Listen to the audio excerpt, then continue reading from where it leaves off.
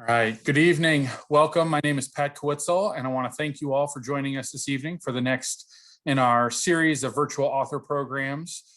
We are really excited to be able to do a lot of virtual author programs and continue this series throughout the spring of 2021. We started this back in April of last year, thinking that maybe it would, it'd take us through the spring or into the summer a little ways. And we didn't realize then how long this was going to last. But, one of the really wonderful things that has come about with being able to do virtual author programs is that we're able to have authors in conversation with other authors, with subject experts, and putting two people together in conversation that know each other but wouldn't really be able to be in Tulsa at the same time, and that's what we're really fortunate to be able to have tonight. And so for all of us gathered tonight, we are really in for a treat. We do have a great series of programs coming up the rest of the month of March at Magic City Books. And if you are joining us for the very first time for one of our author programs, I encourage you to visit magiccitybooks.com, check out our upcoming event schedule, and join us again at a future event. We will be posting links to buy both Divergent Mind and our moderator tonight, Dr. Louise Aronson's book, Elderhood. We will be posting links to purchase both of those books in the chat tonight, or you can be able to, again, go to magiccitybooks.com at the conclusion of our program and be able to go and do some shopping at that time for both of our books tonight and any of our upcoming virtual event books as well. One last little program note, which is just please do post any of the questions that you might have tonight in the Q&A if you're joining us here on Zoom. If you're over on Facebook, post them in the comments and I'll try and get them back over to our speakers tonight. But we do want to have your questions be a part of the conversation tonight. And so please post those and we will answer as many of them as time allows during our time together tonight. All right, tonight like I said, we are able to bring in, two people to have a conversation with each other that, both happen to be in California, we might have been able to get one of them here for a book event under normal circumstances, but to have them both here at the same time would have been unlikely. And so we're really excited that Dr. Louise Aronson is joining us to be tonight's moderator. She has an MFA in fiction from the Warren Wilson Program for Writers and an MD from Harvard Medical School. She won the Sonora Review Prize, the New Millennium Short Fiction Award, and has received 3 Pushcart nominations. She's an associate professor of medicine at the University of California, where she cares for diverse, frail, older patients and directs the Pathways to Discovery program, the Northern California Geriatrics Education Center, and the UCSF Medical Humanities. And our author tonight is Jenara Nerenberg. She is the author of Divergent Mind, and that book just came out in paperback last week, 2 weeks ago, I guess. And we are really excited to be welcoming her. Magic City Books has a really strong partnership with Mental Health Association Oklahoma, and we've been the conference bookseller for the Zero Mental Health Symposium, and we're going to get some information about the work that Mental Health Association Oklahoma does in the chat as well tonight. But we just have a really strong connection with them, and because of that connection and some other, in our series, we were really excited to be able to bring Jenara to our virtual program series tonight. Jenara lectures widely on neuroscience, innovation, sensitivity, leadership, and diversity. She was selected as a Brave New Idea presenter by the Aspen Institute for her work on reframing mental differences, and she's the founder and host of the Neurodiversity Project. Her work has been published in numerous publications, including Fast Company and New York Magazine. In addition to her work as a journalist, she's a frequent workshop facilitator, speaker, and event host for institutions, including the Stanford Graduate School of Business and elsewhere in the Bay Area. Please give a warm Magic City Books virtual welcome to Jenara Nerenberg and Louise Aronson. Ladies. Thank you. Thank you. So, Jenara, I'm going to ask first that you hold up the book, something I can't do for house reasons. I just want to say, like, you all can see from there, she's got both the hardback and the softback, that this isn't a huge book, 250 books, totally accessible. And yet I want to say one of the things that blew me away was how much is in there. And I think like hearing your bio officially kind of explains that, because you wear so many hats. And this is a book that has so much. I mean, yes, it has things, I feel like it has things for every type of reader, because with your journalist, graduate degrees hat, and you've got the neuroscience, and social and behavioral sciences, you've got history. But then the thing that appeals to sort of the writer part of me are also the stories. And the fact that, and I also find books more accessible when you tell personal stories. So you're woven through this, like with all your different hats on, and you have stories of other people. And I kind of think, and it's sort of radical. And I guess I wanted to start by saying, when you did it, were you intentionally radical? What was your kind of impetus or goal for writing this book? Oh, thank you for that opening, Louise. Awesome, sort of just condensing it all, fellow writer. Yes, this is the book Divergent Mind.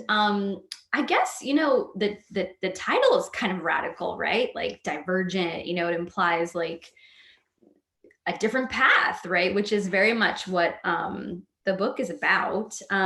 So yeah, I, like yourself, Louise, grew up in San Francisco, surrounded by lots of divergent folks, right? And I've been doing a lot of interviews in the last couple of weeks for the launch of this book, and San Francisco has come up a lot because it was really informative for me in terms of how I viewed the world, how I conceived of what normal was to me, right? And my norm from early on was, the imagery that I have is just lots and lots of difference, right? Like different characters, different colors, like every type of person. And so that suited me, I think, as a kid, because I was very very sensitive, very curious, was often in conversation with adults, and took public transportation to and from school every single day. So I was talking with, all of San Francisco's different inhabitants. And yeah, so the book is largely about that trait of sensitivity and how that kind of actually became more difficult as I got older. And so then I went on to interview lots and lots of women. And this book is a little bit of my own story, as well as, women across the US. And to return to the question about, radical, yeah, I think that for me, the catalyst for the book was trying to figure out sort of what was happening to me as I got older. And I started to see that what was expected in modern society wasn't necessarily going to be the best fit for who I was, right? So it kind of, through a lot of periods of depression and anxiety, it forced me to really kind of step out and speak out about my reality, which, in a sense is kind of a radical act when you have to begin to speak something about yourself that is so different from the norm or from what people expect of you. I have various degrees and credentials, but I also have a lot of struggles. So yeah, I decided to just be really open in the book. Which is great. I think it's always easier to learn about something if you feel like the person is living it, not just condensing it or judging it or something else. But you said something just now that I want to come back to, which was your sense of being not normal, which, when we think of the bio that we just heard, that sounds like a high functioning person. And so I'd love you to talk about this notion of normal and who gets to decide about normal, because I think the reception of the book shows that normal might not be so normal. Yeah. Although you'll be able to say that better than I. Yeah, no, it's a great question. And I think So the first part of Divergent Mind is actually chronicling the history of psychiatry, um, and looking at how women in particular have been pathologized throughout time, and the birth of medicine, of psychology, of psychiatry lacked sort of the imprint of women and people of color and queer folks and lots of different folks, right? So that means that what we have arrived at now, our conception of what we think is normal, is skewed by, white male European norms, essentially. So that plagues all disciplines. And with my background in public health and my interest in psychology, I really focused on how that kind of conception or misconception of normality has plagued the field of psychology and what it means for us today. So I think it remains to be seen. I think that, if there actually is a normal, this is kind of a hot topic right now. And there's a great book that just came out really on that question called Nobody's Normal by Roy Grinker. And he's great. And we've been in conversation recently. So, but I think it's a deeper question than just like, oh, is there a normal brain or is there not a normal brain? I think it's really about socialization. It's about capitalism and what is expected of people to be sort of, the word functioning is very controversial because, like you were saying, for me, yes, I have all these credentials and stuff, and I might in some ways come across pretty normal or something. But the reality is that the way that I think, the way that I process the challenges that I have in certain neurotypical working environments means that I've had to make adjustments in my life that kind of leave me outside of a very kind of mainstream way. As a writer, I'm at home. I can really, carefully craft my working environment, how my family runs and things like that. So yeah, that's kind of a long answer to your question. No, I think it's sort of central, and it speaks to part of what the book does also, I think, so nicely is talking about psychology and medicine in ways they influence so many parts of our lives. Clearly in the year of pandemic, the second year of pandemic now practically, there are some obvious influences, but you talk about how they decide on language, and normal and not normal. And as you were talking, I was thinking, yes, there are all those groups, and I tend to think about older people. And one of the things that distinguishes that is, sort of function. And we also we have this tendency to normalize. So I guess one of the things I wanted you to discuss is we put people in categories because that kind of makes us feel like things are less out of control. Is there a way we can use categories more sort of inclusively or constructively? Because I think another thing the book shows up is all the missed opportunities for individuals and society from pathologizing what is inherently different, but not necessarily wrong, bad, dysfunctional. Yeah, that's such a great question. The topic of categories has been coming up a lot. And I think it's so exciting because I think across the board, we are questioning categories, right? Like gender and sexuality and, everything is sort of being questioned right now in terms of, do we collectively as a whole believe in the binary or don't we, right? So I think in my own life, in my own experience, I think categories have been tremendously helpful sort of like in the beginning, right? Like in my own case, I started reading all of this research about women and how they were being missed in the, various mental health diagnoses. And it was really helpful for me to have labels and names for these things, right? but I think of them as an entry point. I do not think of them as the end goal. And I think that's really important for people to understand, because ultimately we don't want any of these things to matter, essentially, right? We don't, if you have a diagnosis of autism or ADHD or bipolar, or you don't, or you read about it, you identify with it, and the information is enough. If you identify as a woman or man or trans or non-binary, like ultimately where we want to get to as a society is where none of these things matter, right?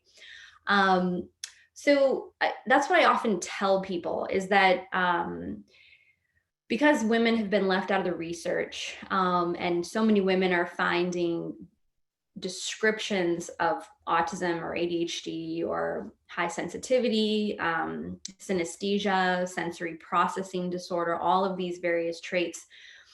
It's just so helpful to have the information, because a lot of times people are given other labels which don't feel like a fit, and it doesn't really ever feel right. And then when they start to read about other areas of research, they're like, oh, that makes way more sense, right? So I think that in itself is so helpful and empowering, and in a way healing, just to know there's like a word, right? But I think even in my own journey, as I explored all of this research on sensitivity through the lens of these different labels, by the end of the book, where I arrive, in the conclusion, is very much like, it's all kind of arbitrary in the end, because human beings created these categories. They're not fixed boxes.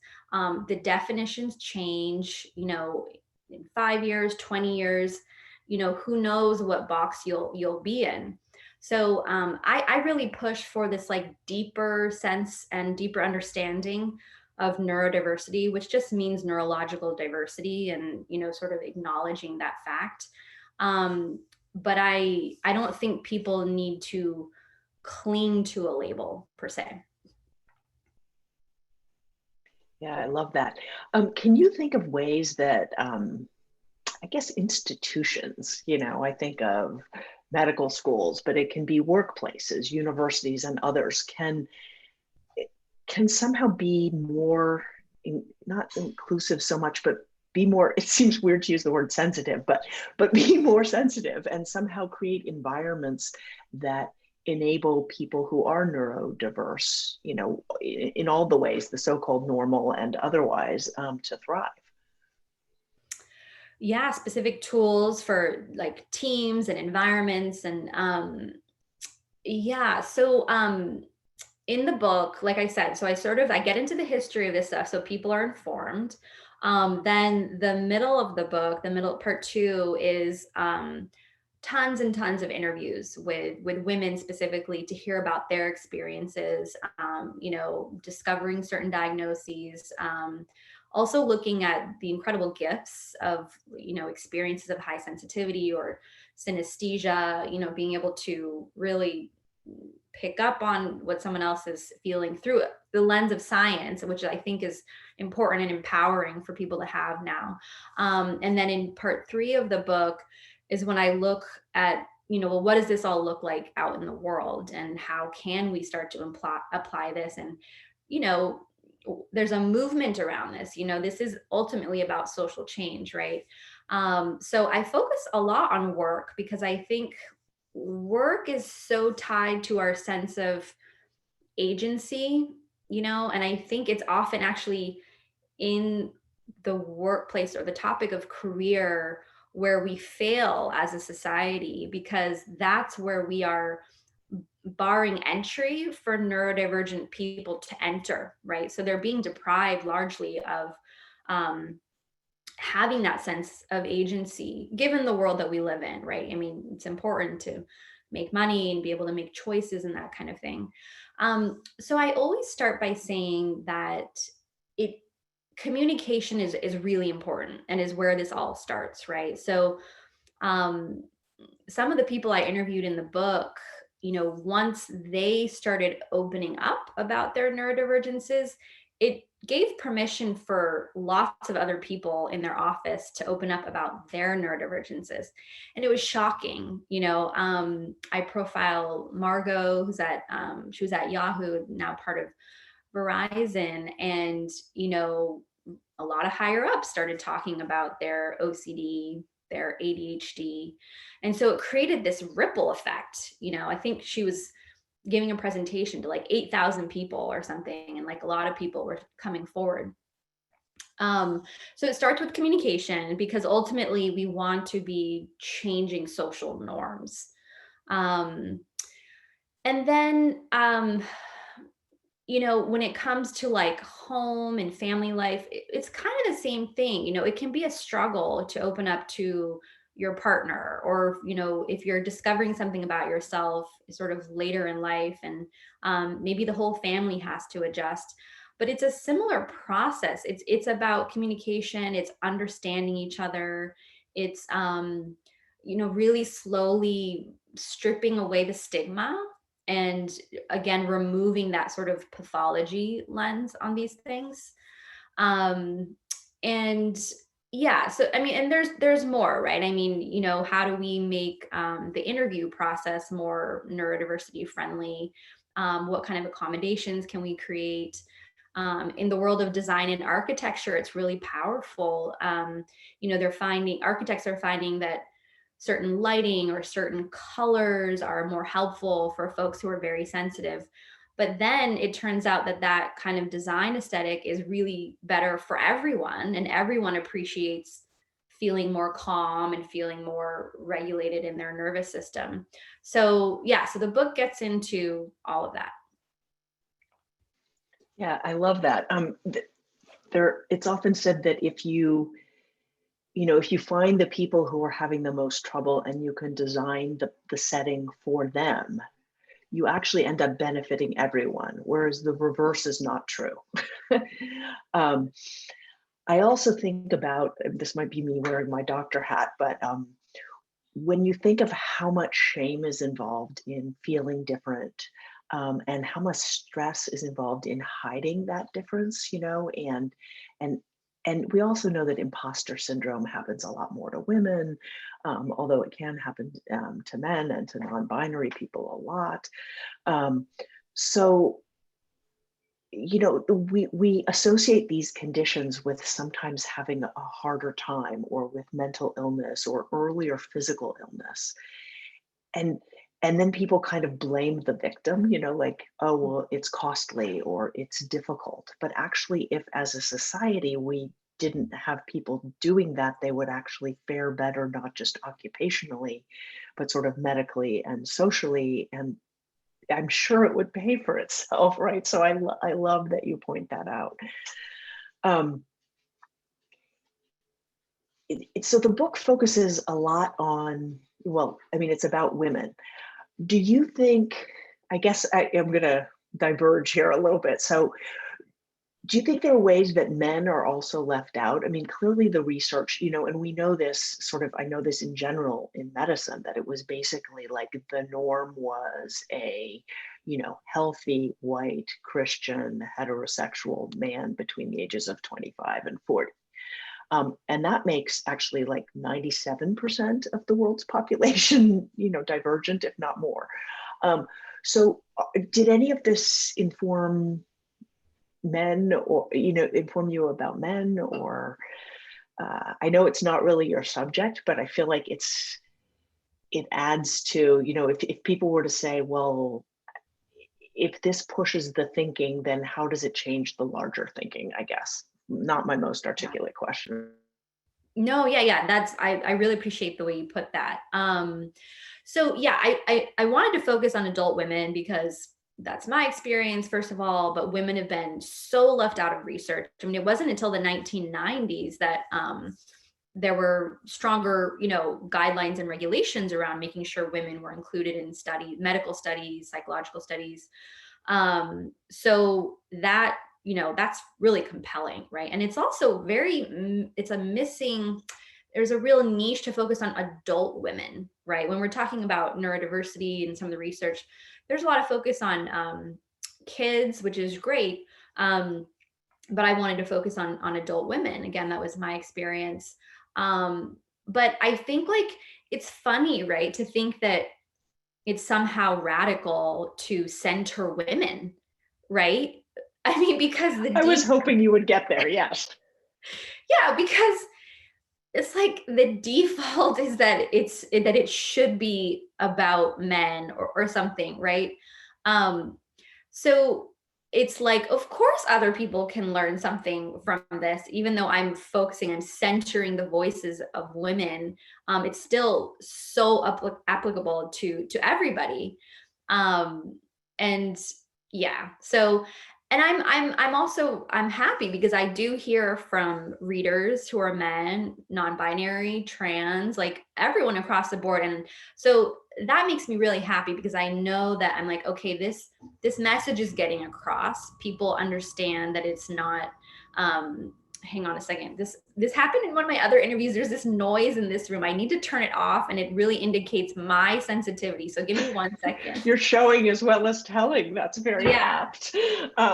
So yes, for those of you who haven't yet read Jenara's book, it does talk about sensitivity, and as we were just discussing with environments, noise and light. So yeah, that's and for people who don't know writing, we always talk about showing something versus telling, and so now she's done both.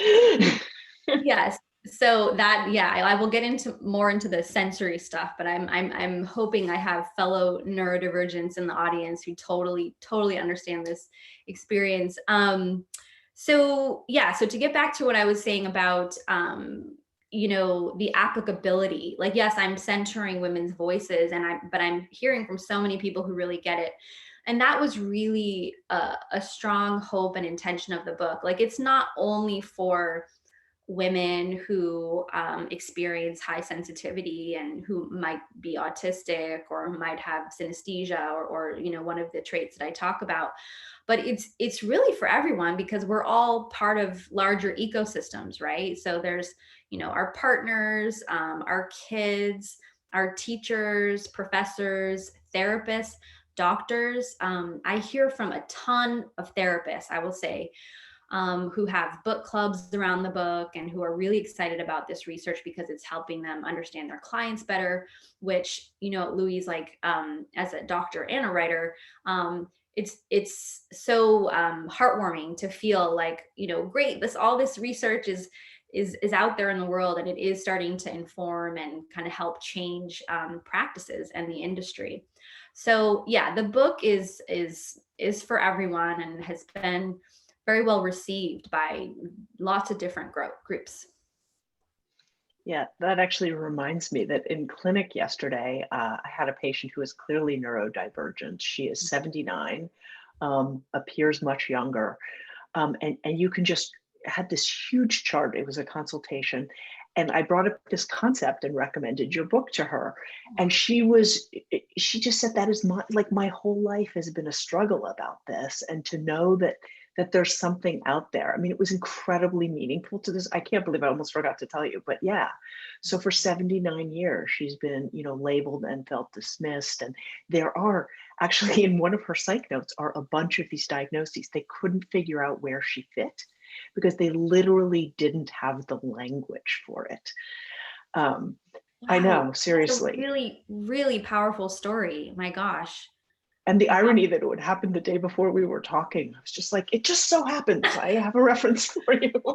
Thanks for recommending it.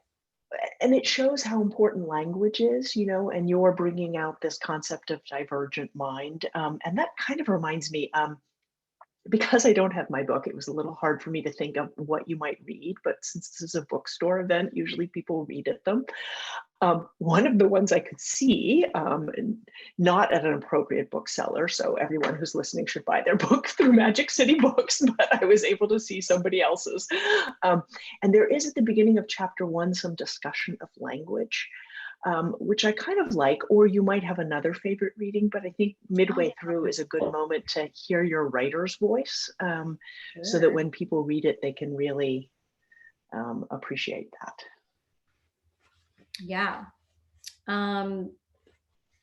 So I will read a little bit from chapter 1, which again is sort of a little bit more of a historical lens and looking at how language frames the way we think about difference. Words, language, definitions, and framing all act as power conductors. They let in meaning, set boundaries, keep unwanted implications out, and generally empower or disempower. When we think about our choice and use of the phrase mental illness, for example, we have to stop ourselves and ask some questions. Who came up with this term and when? Was it a man, a scientist, pastor, plumber, farmer? What else was happening at the time the words were being employed? Was there slavery, child marriage, lobotomies? I urge you to take questions of language seriously, not because you need to become a historical or linguistic expert, but because seriously exploring and answering such questions helps generate broader societal shifts.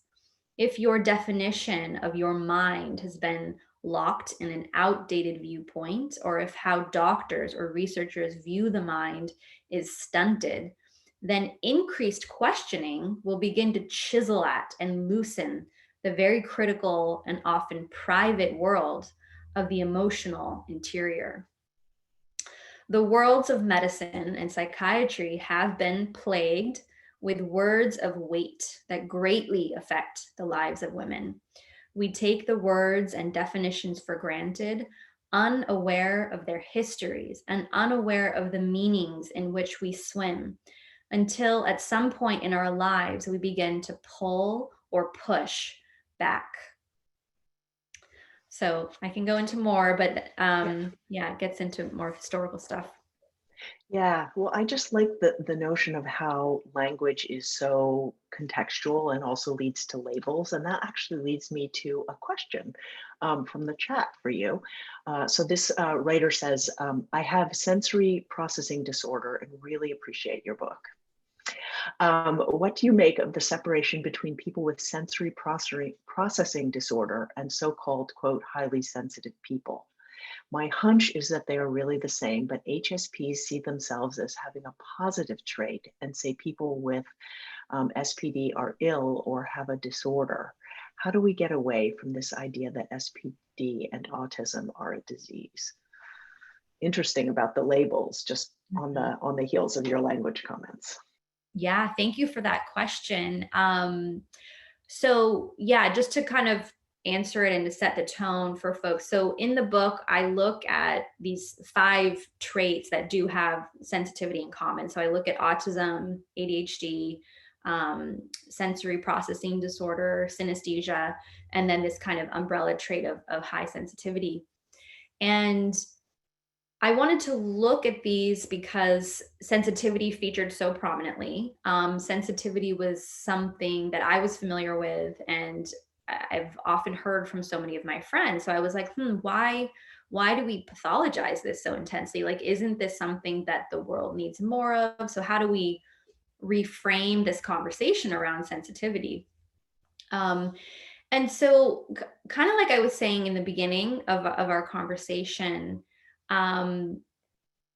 the categories can be helpful to kind of figure out, where you fit, or like where the kind of the bulk of the aspects of that label or diagnosis, kind of where you resonate most strongly. But what I found in researching and talking to so many experts and exploring this was that, at the end of the day, a lot of these do have so much in common. So it does beg the question of, why do we need these barriers? Why do we need these markers in between them? Do we need to be so rigid? And my belief is that it's actually a personal, individual journey. I really do believe that. I think that for some people, they just want to have information, and that's like healing and empowering. Other people really want to have, a very firm diagnosis, and, having, a diagnosis also means requesting accommodations, at school or work. And so that's a great use of that. But yeah, I can't really answer the question for other people. I know for me, as you know, as a journalist, especially, like, I love information. And so that was very healing for me. For someone who maybe is not in this line of work or is not diving into the material, it might be helpful or preferred just to kind of have, I just want the thing or whatever. So I can't answer the question for you in terms of, which category might you fall into.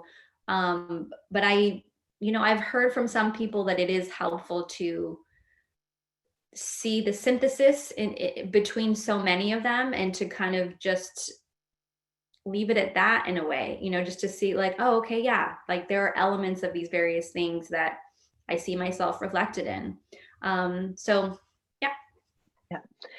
We're actually getting several questions now, which is exciting, but I just want to do one follow-up to that first question, which was really like, why are some spun positive and some negative? Which you kind of got to, but like, how do we, it just, there's so much judgment inherent, not just how people see themselves or how they get their needs met, but, and this is obviously like an age-old question to which, it would, be wonderful if you came up with an answer for all of society, but still there is this positive negative thing. And can people be part of reframing that maybe? Yeah, I mean, I did another interview actually for the media outlet Bitch Media, which is like a great feminist publication. And I was saying that I actually believe the future of medicine will be much more like bottom up, where we're, talking to people first, like we're out in the field first and we're hearing people's experiences. And it's almost like people collectively come together to create the categories in a way, which we're already seeing this, like on Twitter. I like Twitter is like this really interesting space. It can be difficult, but there's some interesting things coming out of it where I feel like people are almost crowdsourcing, like, oh, I had this experience, and like so many people would chime in, and then they kind of figure out like, oh, well, where does that belong? And that's not like a super official way of doing it or anything. But I do wonder if the future of medicine will be more bottom up in that way, and people kind of defining for themselves. So to answer the question of like bad or good, or how do we decide, what is like, some like awesome thing or some like hard thing? This is a complicated question. I mean, like, so autism, for example, there's a huge spectrum, and there are different beliefs and there are different viewpoints. There are some people who focus on, this like strength-based thing. There are other people who, if their needs are greater, a lot of advocates are focusing on, like more like care and medical attention. And it's difficult to put so many people into one box. Again, begging this question of like, what does this mean? Like, these are words, right? Then, SPD, which is sensory processing disorder, is an interesting example. There are so many advocates, even at UCSF, actually, they have a whole research center dedicated to SPD, and parents are advocating because SPD is like a sensitivity often to physical and like textural things. And it gets noticed in kids a lot, even though adults also have it. But SPD is not in the DSM, right? So there are so many people who are trying to get it into the DSM just to have this kind of like official recognition. But right now it's not. It's still taken really seriously by, leading academic institutions. So who's to say, like, who does make that decision?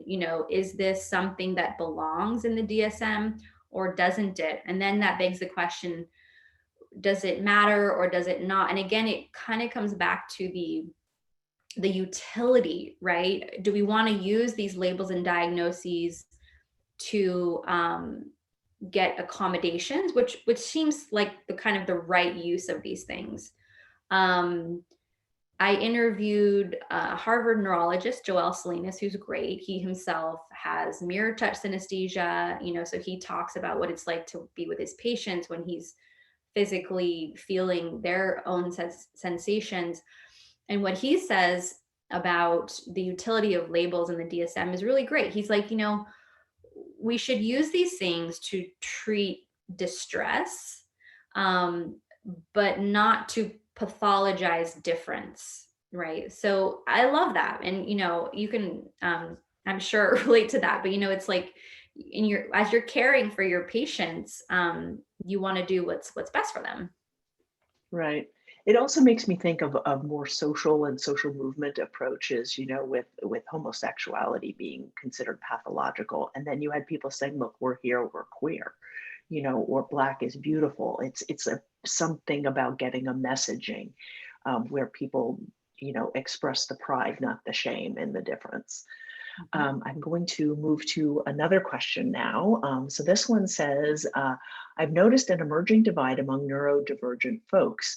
Some people very much identify as having a mental illness and view this as a biological illness, while others fit more into a social model of disability framework. So this kind of takes what you were just discussing and takes it slightly, different direction. I've witnessed and experienced some interpersonal conflict due to this, i.e. I tell my friend that I don't view my mental health diagnosis as an illness, but a way of being, and this person disagrees. How can we bridge the gap to better communicate and support each other and our different definitions? So sort of similar, but really focusing on the social versus biological models. And you do talk about pathologizing. I similarly often talk about the medicalization of old age, like it itself is an illness as opposed to having succeeded in living. And, so I think we do this often. Yes, totally. Yeah. And I know we've had great conversations about this in the past. Yeah. So thank you to the audience member for that question. And I really appreciate it, actually, because when I first started coming across neurodiversity, it was a concept that I had been thinking about for a while, and I didn't have the term yet. I was using other terminology. And when I started seeing it, I was like, oh, great. There's there's a word for this, there's a movement, there's a community.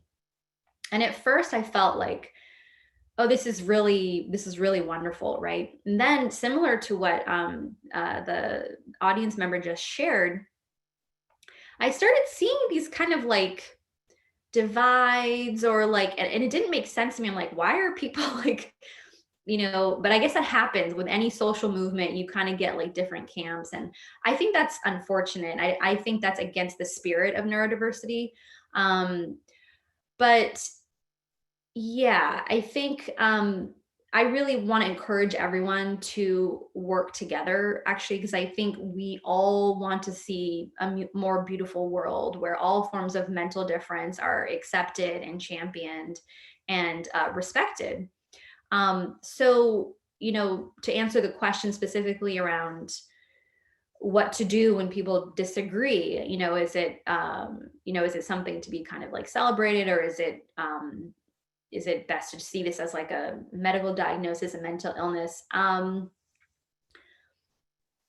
think you can kind of make space for all of it, is my opinion. And a lot of the people that I interviewed in the book were able to do that, kind of hold the full picture, the full reality, and so I would simultaneously hear words of like difference, disability, and there was like someone used like really interesting, like sort of like a triad of words to describe it. But you can have both, right? And we all do, again, like abolish the binary, right? So, for me personally, sometimes like my challenges are like, it's not great. Like, it can be really hard to like feel slow or lethargic and not able to like get something done, and it impacts my day, but then on other days, I, will have like really sort of like sharp critical thinking, and I'm able to really, work and perform and stuff. And so I don't really see any issue around holding that reality, sort of like the mixed picture of it. And I think like most things, it's not an either or thing. It's not all or nothing. And so what I do think is important is for people to be open and honest, because that way you can you can find that commonality, even for people who are at really different ends of the spectrum. I think there's a lot of shared experience. So yeah, that's just some feedback. Okay, a slightly more straightforward question, which is kind of fun. As you researched your book, what surprised you the most? Oh yeah, that's a good question. Yeah. What surprised me the most?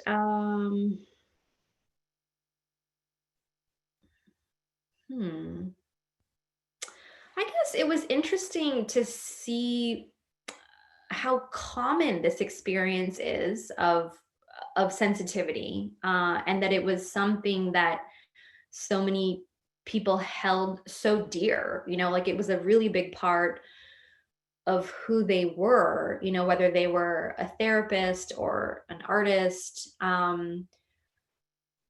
but that it was like something that was somehow hidden about them. It was like, which is so fascinating to me, because I'm like, this is such a great thing. Like this really is what we need more of, in the world. I see sensitivity as like the antidote to, late stage capitalism and like overproductivity and burnout culture and like all this stuff. What we really need. I also use this in an interview, like I referred to it as like, we need a collective softening, and just like even those words like softening, like, oh, like, um, so I think it was, yeah, it was in a way, it was surprising to see that so many people had this, but it somehow wasn't allowed to kind of fully be expressed. Well, and depending on their age, a lot of these things didn't exist. And then if the focus is all childhood, you miss all these people, which is another reason why a book focused on adults is so helpful. So there is another question here from a 32-year-old ND female. She says, you're probably aware that a hot topic in ND online chatter, parentheses, hashtag actually autistic, anyone? Is Sia's new movie, Music. How do you think media representation of neurodivergence contributes to these persistent stereotypical narratives of what it means to be ND, especially as relates to ND women? Yeah, that's a great question. Thank you. Yes. So I have not seen the film. Of course, I've heard a lot about it, and I'm very, very interested in the topic of media representation, and it's been a focus of my work lately, actually, in my research, and I've been talking to a lot of people. But I'm also interested in the broader picture, like how people of all forms of mental difference are depicted in the media and in film specifically. So I think the issue there is of representation. There's a movement now to have people who are disabled, at the table, like writing the films and, starring in the films and that kind of thing. And we've seen that across the board, right? And we talk about this on Twitter a lot. And I have a lot of friends who are in media in Hollywood. And we just did an interview a couple of weeks ago with the director of the Pop Culture Collaborative.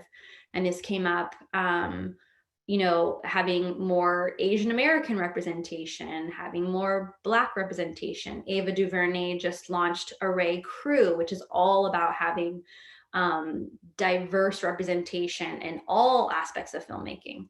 So I see having neurodivergent representation as part of this larger picture, that it's important for everyone to be at the table. It's important for what gets written to be authentic.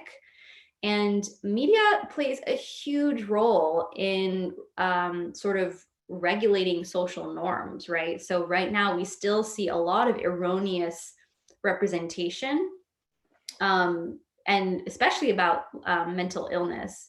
Really like old stereotypes are still being put out there. So the way that the media has been so powerful in shaping social norms and perceptions in a sort of negative way, it has the power equally to shift society towards that positive way. And so that's something I'm really excited about, thinking a lot about now and talking to a lot of people.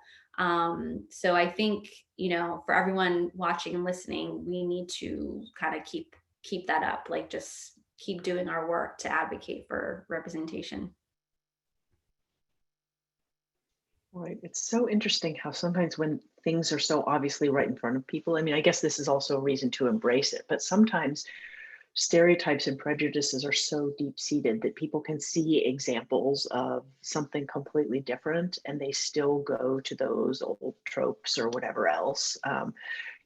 In aging, there's been this talk about like all old people are in nursing homes and it doesn't matter if they die, et cetera. But meanwhile, like look at the leadership of the government and most of the top companies. So people can look at these things simultaneously and not see the disconnect. And I think more representation of all types really helps. And then also people owning it, like this is what ND looks like, and this is what it looks like. And this, speaking of which, another comment, did you find a relationship between Native American diversity and the way neurodiversity was embraced to protect and enhance communal survival? Can you repeat the question? Yeah, did you find a relationship between Native American diversity and the way neurodiversity was embraced to protect and enhance communal survival? That's a really fascinating question. So it sounds like the audience member is asking about Native Americans. Is that what I heard? Mhm. Okay. Yes. And sort of, okay. I'm So wondering if it's that if neurodiversity was embraced, to enhance their survival. that's a fascinating question. And I'm going to kind of unpack it a little bit because there's a lot to say and I have different angles and different information there to share. Part of my journey, actually, when I first started thinking about neurodiversity, was I had read this article, What a Shaman Sees in a Mental Hospital. Okay.